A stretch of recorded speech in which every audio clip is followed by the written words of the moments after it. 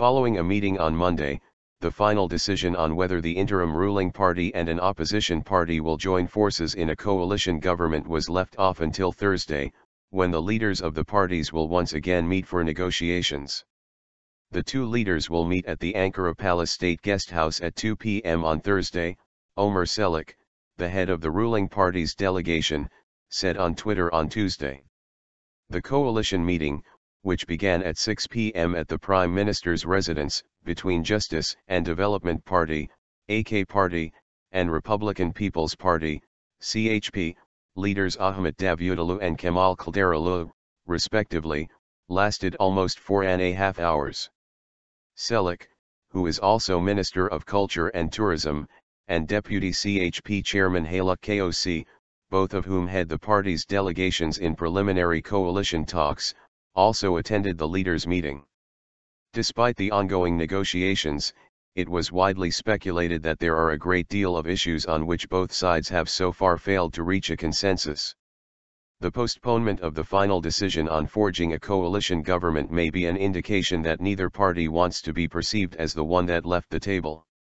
Top CHP officials have repeatedly expressed in recent weeks the party's willingness to forge a coalition with the AK party. But the ruling party is widely speculated to be reluctant about a grand coalition, possibly due to President Recep Tayyip Erdoğan's tutelage over the party, as the slow pace of the previous negotiations also suggests.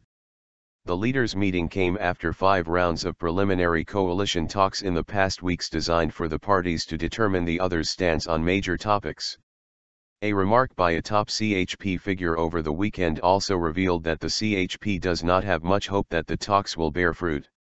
In remarks to the Vatan Daily on Saturday, CHP Deputy Erdoğan Toprak, a top advisor to the CHP leader, admitted that no result had been achieved in the preliminary talks. Following a meeting on Tuesday, the CHP Central Executive Board, MYK, granted party leader Kılıçdaroğlu full authority to conduct talks for a long-lasting coalition government. KOC said in a written statement the MYK decision calls for a reform government that would be in place for a 4-year term. Following Monday's meeting, Çelik and KOC separately held press conferences saying the issue would be finalized in a meeting to be held on Thursday or Friday depending on the leaders' schedule.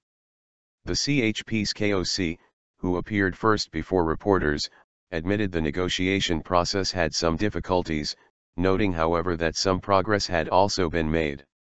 When the focus is the interests of the country, it is a fact that there were many topics on which a consensus has been reached, KOC said. It was mainly the two leaders who spoke during the meeting, KOC said, revealing that he and the AK party's Çelik only intervened when an explanation was needed about a topic. Çelik underlined in his press conference that both leaders expressed their views on a wide range of topics, saying, all options were discussed, so as not to leave Turkey without a government. In response to a question, Çelik said both leaders were never alone during the meeting.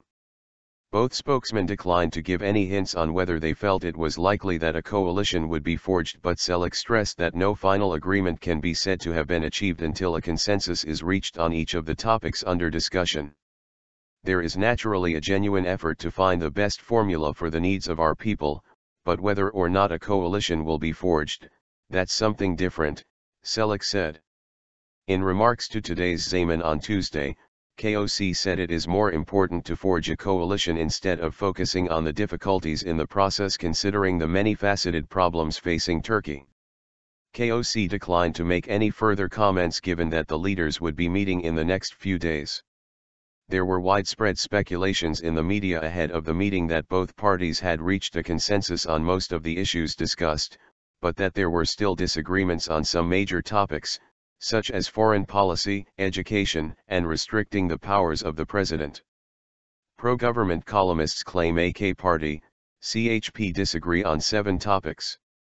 2 columnists in 2 pro-government dailies said in their columns in almost identical styles on Tuesday that there are 7 issues on which the AK party and the CHP have failed to reach a consensus. CHP Deputy Chairman Mehmet Bekaroğlu denied, in a statement to CNN Turk on Tuesday, that both sides disagree on the 7 issues in question.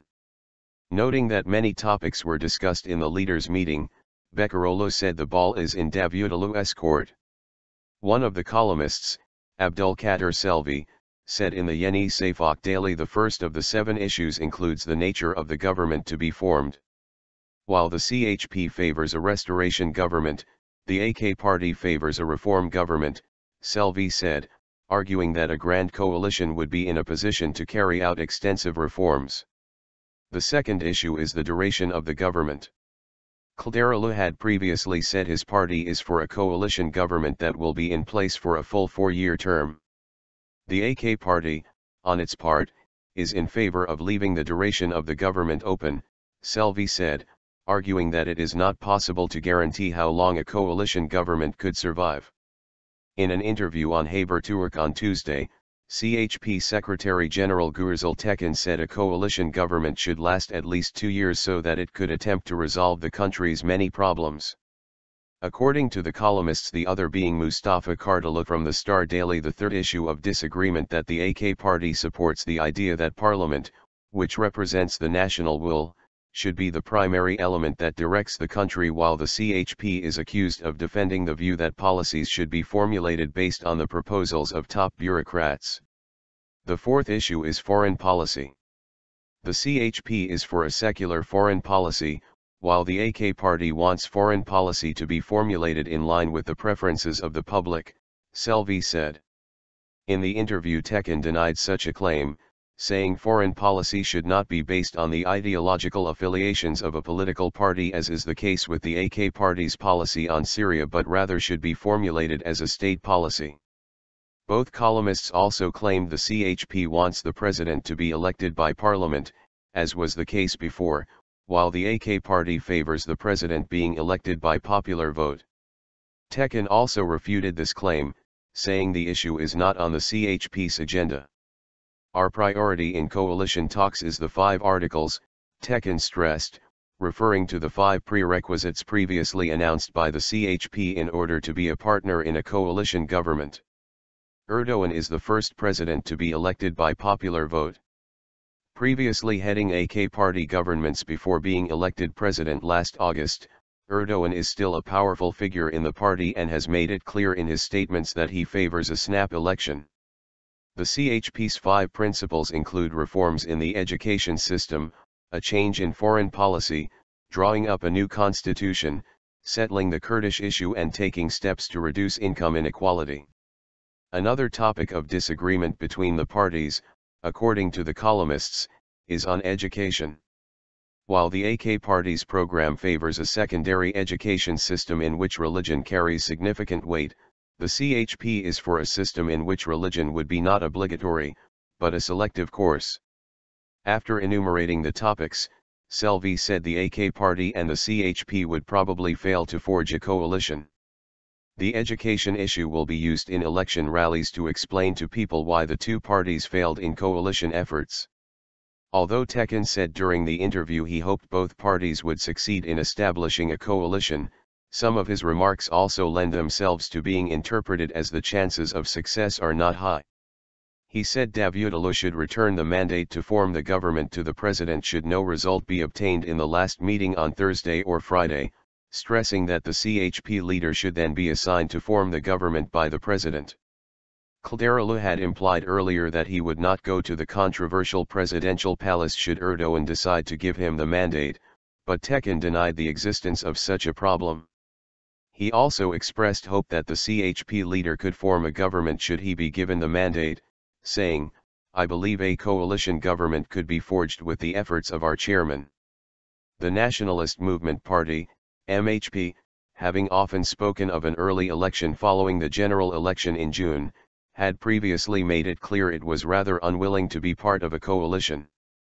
But a statement made by MHP leader Devlet Bahçeli shortly before the meeting between the 2 leaders on Monday suggests the MHP could be softening its stance in light of the terrorist attacks Turkey has been facing in the past 3 weeks.